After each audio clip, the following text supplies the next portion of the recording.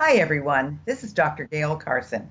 Welcome to Living Regret Free, a program that shows you how to live a better and more joyful life. As an added bonus, I invite you to listen to an introduction to my Mindset Matters program, which ties into this so well. Go to www.sobmindset.com. It's free, and I know you will enjoy it. If you'd like to contact me personally, drop me a line at gailcarson13@gmail.com or go to my website, www.spunkyoldbroad.com, and sign up for my weekly newsletter. My guest today is Stephen Shaw. He is the author of 12 books on transformation. They're lessons learned from his immense search for answers to life's questions. In his youth, he grew up in South Africa and began having unusual experiences, including clairvoyance. And by the time he was 15, he committed himself to fully explore spirituality to find the answers to life's most critical questions. Heavily influenced by the pragmatism of his father, he journeyed deep into all aspects of life, including military service, university, marriage, and running a business. And by the age of 39, he realized that his current life wasn't enough. He still sought answers.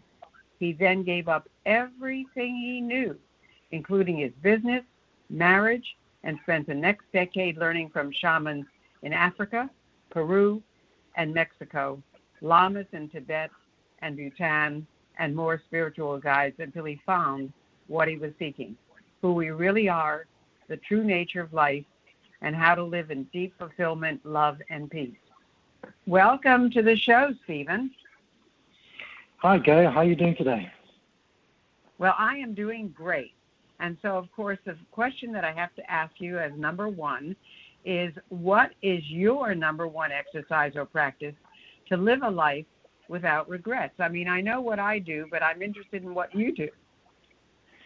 Living a life without regrets is something I decided when I was quite young to really come to the point where I'd actually lived everything I ever wanted, every dream I'd ever have. As the years went by, I realized that the best exercise that I personally use, and I've said to all my clients, is what I call the deathbed, which is you lay on your bed or on your sofa and you actually imagine that you are dying and you only have a few days left to live. And on your deathbed, you really ponder what mattered in life, what gave you the greatest joy, what were your beautiful and fulfilling memories. And that might take you one session or a few sessions, but the more you do that, the more you get really clear about what counts in life, what really matters. And then most of my clients will take out a diary or a journal and write down all their thoughts and learnings. And the secret is to, from that point on, to make life choices based on what you wrote in your diary and to start to prioritize those things and focus on those things. That exercise guides you not only to live a life without regrets, but also to create a life that is joyful, fulfilling, and peaceful.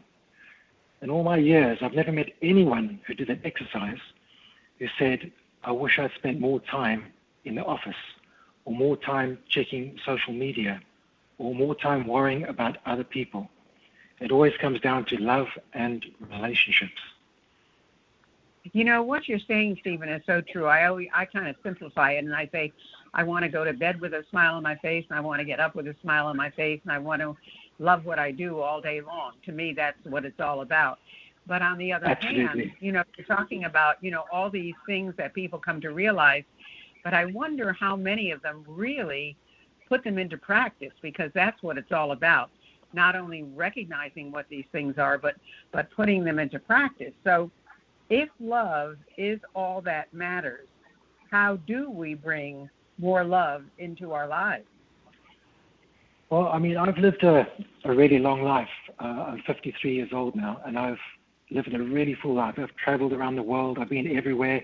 I've met the most incredible spiritual teachers and shamans and lamas in Tibet. And the sum result of everything I've learned, it comes down to love. And love starts first and foremost by loving yourself. And I know that sounds like a cliche. Everyone says love yourself. But truly, loving yourself is the beginning of everything that brings joy and fulfillment. And love for me is self-acceptance. That's the key word, acceptance, because love can be quite a vague term. but acceptance is what it's all about. So we go through life with parents, school, friends, cultural norms, media, television, magazines, constantly bombarding us about how we should look, how we should act, and how amazing we should be. But self-love comes from deep authenticity and from accepting your true self. So love for me is a deep dive into all that you are, in uncovering all that you are, and most of all, embracing all that you are. And this is why I wrote the 12th book, Divine Love, which is actually my favorite book. I mean, I love all my books, but Divine Love, which is the most recent book, is all about embracing deep authenticity and deep self-love. And if your listeners only read one of my books, I would recommend that particular book, Divine Love. Well, you talk about self-love, and I firmly believe that you have to love yourself first. I mean, that's what it's all about. If you don't love yourself, you can't love anybody else. So I strongly agree with that. I also have been fortunate. I've worked in 50 countries, and I can tell you that I've been accepted and really welcomed in every country I've been in. And I think that when you approach people with kindness and with a smile and with love in your heart, they respond. I mean, I've just had some wonderful, wonderful relationships across the world, and I can tell you it's because I'm welcoming to them as well. So you mentioned your book, Divine Love. What topics does your book, Divine Love, cover? Well, I can give you the chapter outlines to make it really simple. In order of the chapters, it goes positivity and gratitude, curiosity and open-mindedness, mindfulness and presence, need fulfillment, which is one of my favorite chapters, self-awareness and self-acceptance, authenticity and boundaries, being vulnerable, deep connections, healthy relationships, intimacy, forgiveness, and loving kindness. That pretty much covers everything that I've experienced and understood. I was just going to say, there was nothing you really left out there. And of course, one of the things that you mentioned that seems to be really hot on everybody's mind right now is that authenticity part. You mentioned all the things that we have going on in our lives. We have Facebook, we have Twitter, we have LinkedIn, we have now Voxer, we have Clubhouse, we have all these different communication platforms, and people are just, looking to be recognized on everything. And to me, if you're happy with yourself, that's the most important thing. So what would you say is your own personal secret for the highest level of relationship? What is the thing that you consider the most important? Well, I've had the awesome privilege of learning something called Tantra. And Tantra is what I would call the most advanced skill for romantic relationships. So where Divine Love is covering general love for yourself, for other people, and diving deep into authenticity and your own self-joy, Tantra is a very advanced skill for having radical romantic relationships. And Tantra is very misunderstood because Tantra has been misconstrued in the West as something that's primarily about sensuality and sexuality. But in fact, Tantra is about deep intimacy, physical intimacy, emotional intimacy, and spiritual intimacy.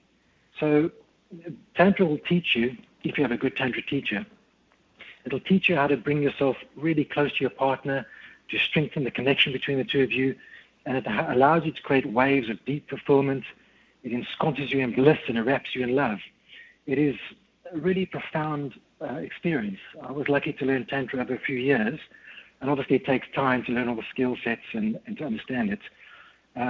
When you get to the higher levels of Tantra, you learn how to use what I call divine energy. Some people call it God or source light or whatever, but it's the highest form of light and love that exists that you can experience.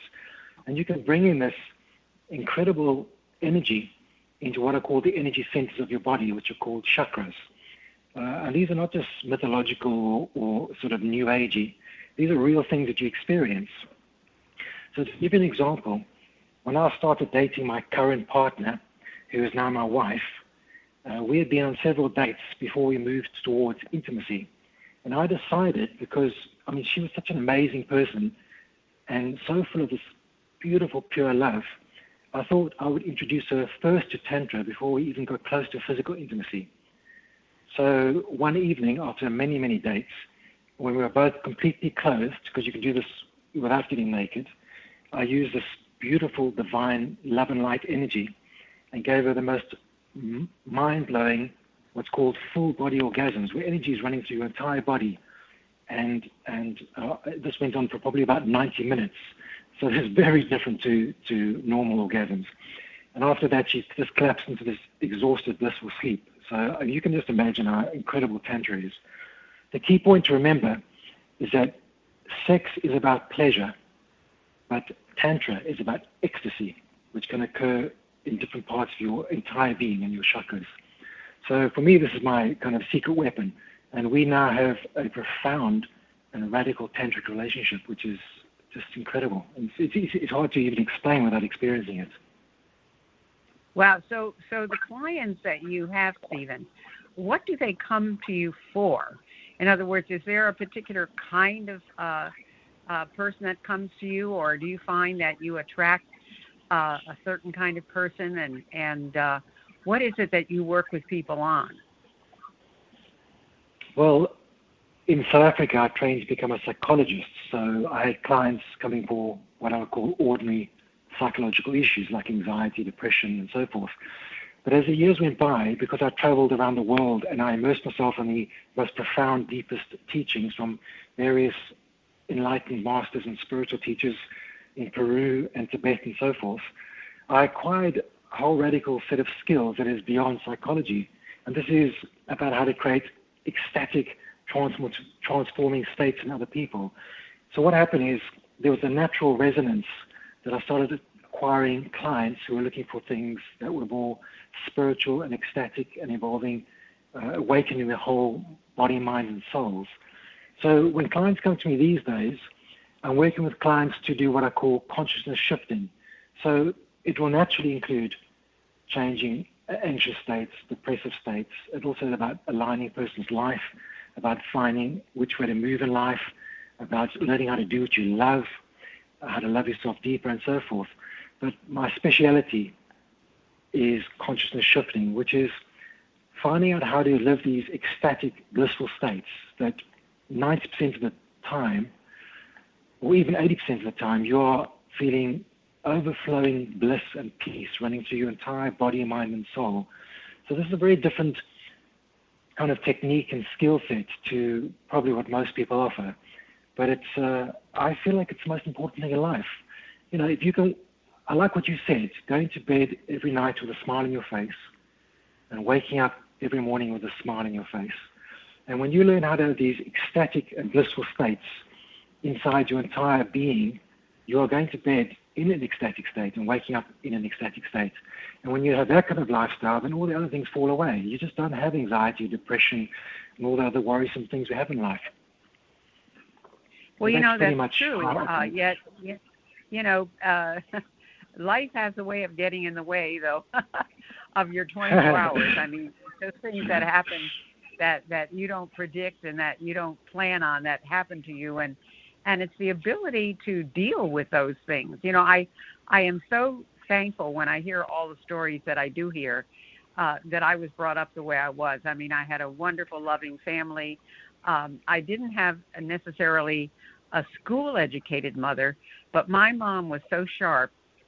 To this day, she was my biggest mentor and still is my biggest mentor.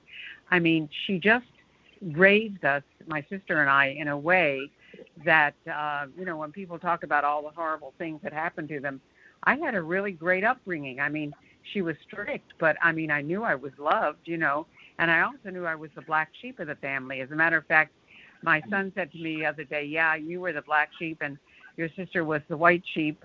But I said to him, yeah, but the black sheep have more fun, you know. So yeah. It's interesting.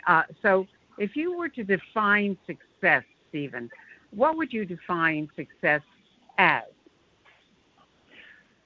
In one word, I would say fulfillment.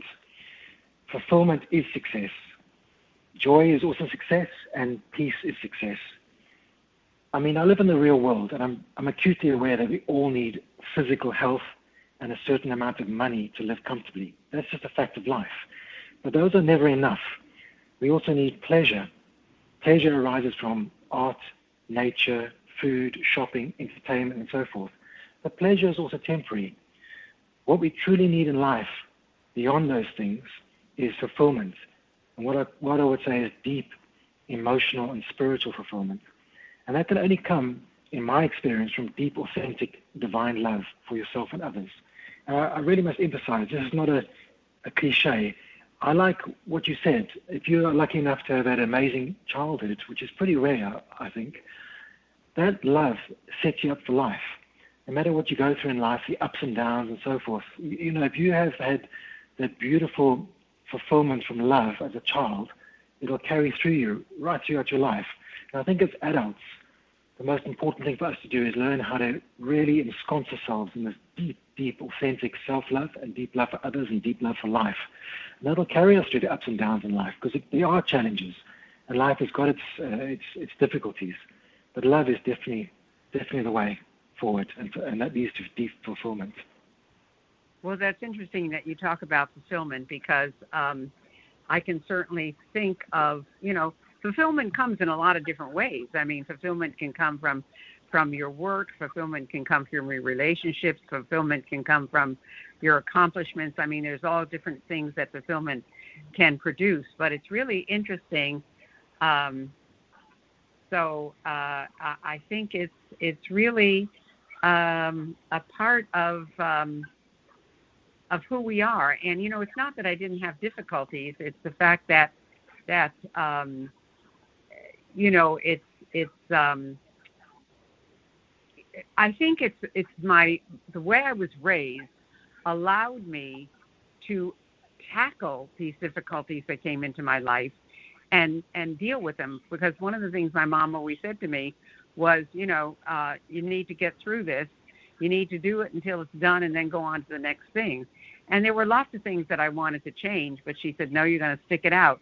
And I think it's sticking it out and learning to deal with all the stuff that comes up in a life that allows you to be who you are.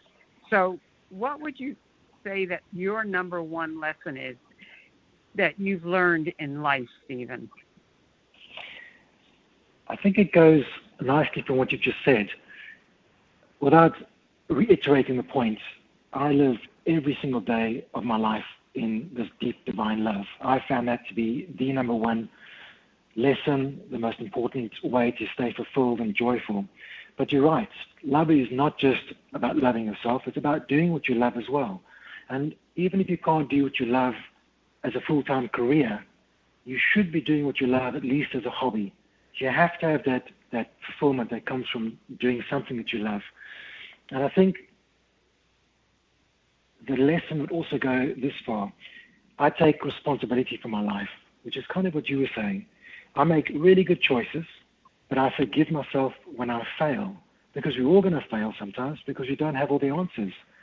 And if I fail, I take it as a learning opportunity, as a way to correct. And then I make better choices, and I love myself even deeper. I love others deeper.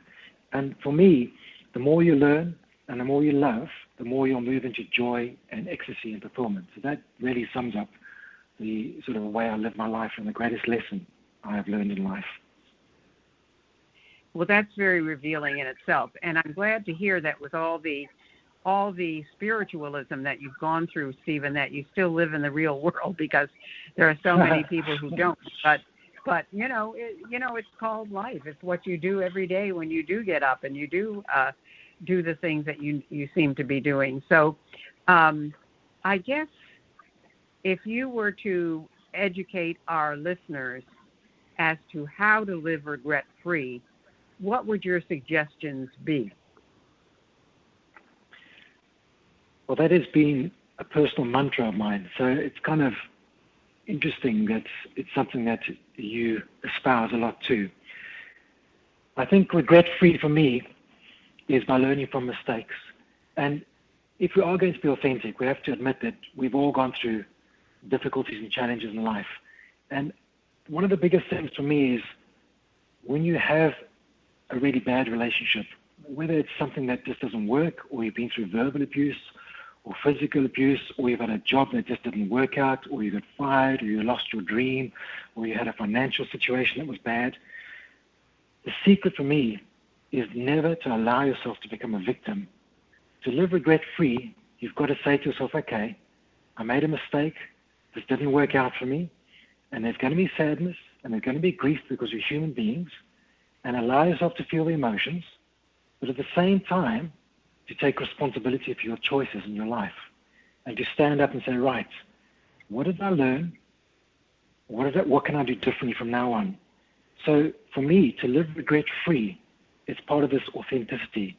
It's saying, let me learn from my mistakes and change things right here, right now. Let me make better choices right here, right now. And let me let go of the past and move forward. So many people get stuck in a script of replaying the past over and over and over, how the person hurt me, the person shouldn't have fired me, and we play the script until it drives us crazy. But if you can't let go of the past, you can't move forward. And along with that, of course, comes forgiveness, which is definitely one of the most challenging things in life. But we forgive other people for our own sake, because forgiveness is like carrying a hot coal that just burns your own hands. And the sooner we can forgive whoever's hurt us, whoever's given us difficulties in life, the sooner we can move forward and achieve our goals and move towards deeper fulfillment. So for me, those are the big things for living regret-free. I'm so pleased that you said that, because there are so many people that do play the victim card. And I know that I've been in situations when we had live audiences and we were doing Q&A, and people were bringing up things that were 30 years old, and things from their parents, and their parents hadn't been alive for the last 20 years. And I just would say to myself, how can this be? How can they still be carrying around all this baggage? So I'm so glad that you said this. Well, we're at the end of our show, Stephen, and I want our people to know how to reach you. I know that you have a wonderful gift for them, a free ebook, Calling in the Divine.